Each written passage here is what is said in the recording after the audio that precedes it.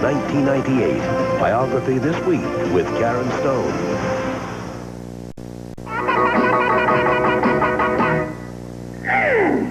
I'll see you soon, maybe in June.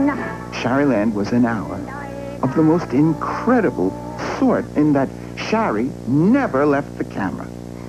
She was on camera for 1 solid hour. I'm going to press over here, and you'll see, you'll breathe right. How well? Uh-huh. Out goes the bad air, in goes the good air. Out goes the bad air, in goes the good air. Out goes the bad air, out goes the bad air, out goes the bad air, Charlie, in goes the good air. I developed a style for her. So that, within the style, Lamb Chop would smile or would make some move, and I would see that it would be funny. I would see it in my mind's eye. And then I would write for that little move that she had, or that little smile, or that funny face that it would make, or I would repeat something, and until it became a style of talk, and Sherry would hear that, and Sherry would do that, and we would do it all, until it became the two of us were one person doing the same characters. We made it all up as we went along. That's me. Ho, ho, what a day to go walking. Don't you agree? When Sherryland won 2 Emmys, NBC offered Sherry and Lan Oken a daily series called Hi Mom. Would we do it? And we said, sure we do it, but we don't want to lose Sherryland. So the two of us did 6 hours of television a week ourselves. And it was really tough because I'm very nearsighted, a little bit cockeyed. I mean, I can't see anything. And so I had to memorize 10, 12 songs a week, 36 pages of script a week, 12 commercials a day, and do that for 6 days a week. She'd run on the air and do the show, get off, we'd talk about the next day, she'd go home, begin memorizing songs, I would write the next day, and so it would go over and over again. You really have no time to do any prep. You get filled in, and then you go on, and you shoot from the hip. Meanwhile, Sherry met Jeremy Tarcher, a young TV executive on his way to becoming one of the country's leading publishers. Sherry was, at that time, quite an important star in New York City, and I had a relatively minor, a totally minor job at another New York television station, and I think I felt myself a little bit outclassed. So I invited her out for a drink and thought, well, if the drink goes well, I'll invite her out for dinner.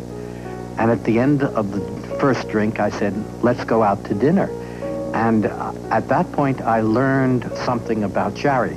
She does not leave time open because she said, oh, I have a dinner date. And I thought to myself, oh dear, I certainly have planned this badly. So I said, I'd like to come with you. And astonishingly, she said, fine.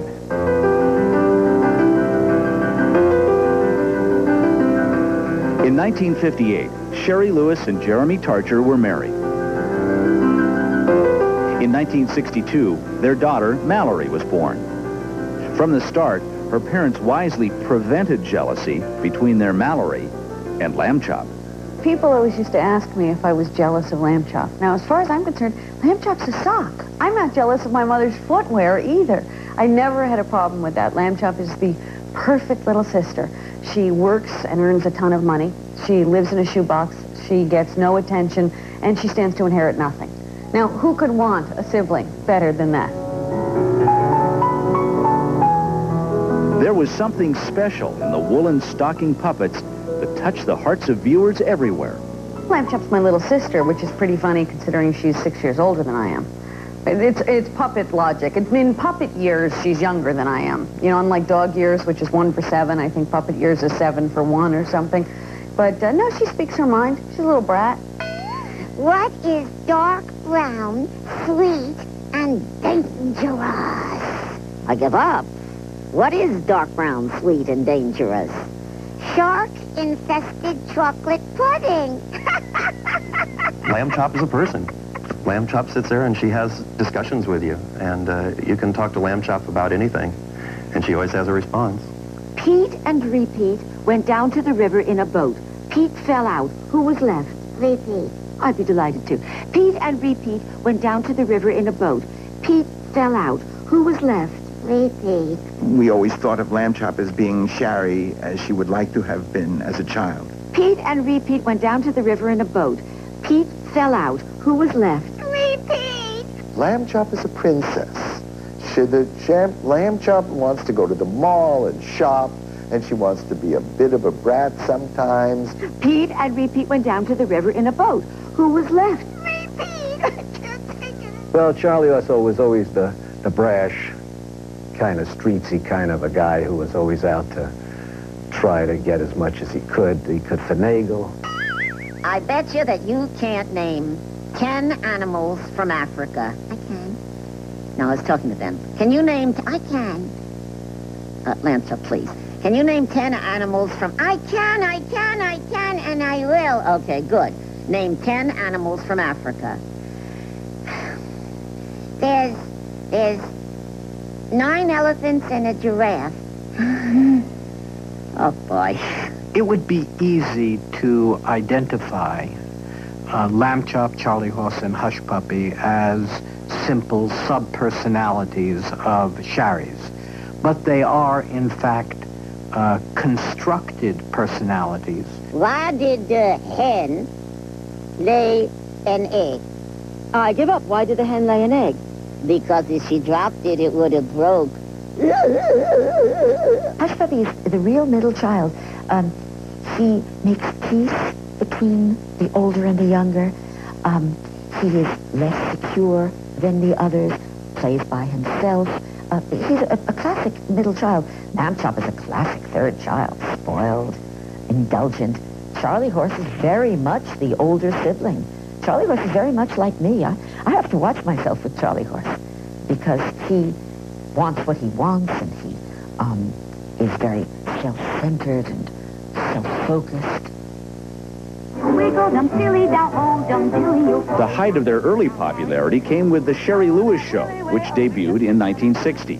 Taped in color, black and white transfers are now all that remain of this classic 137-episode series.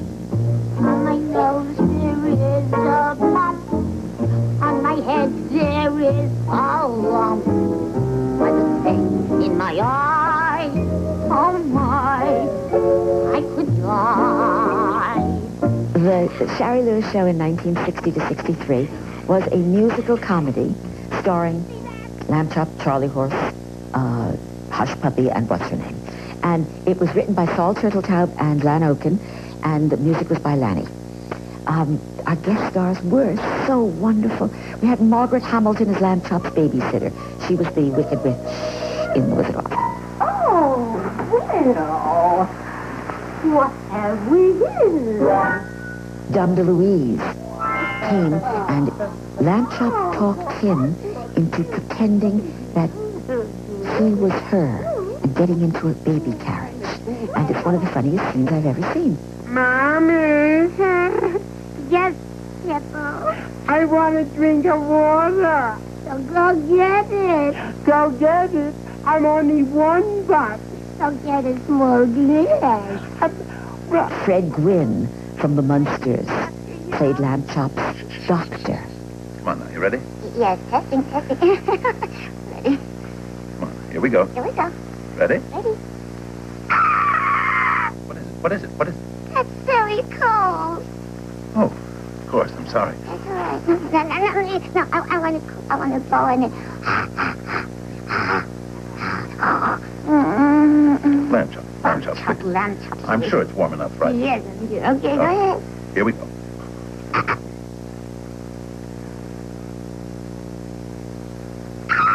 The series was a showcase for Shari's talent and won a Peabody Award. But awards held little interest for network bean counters. In the early 60s, money-conscious networks began replacing live-action children's shows with cheaper cartoons. Shari Lewis suddenly found herself canceled. Sherry may have been out of work, but characteristically, she was not out of hope.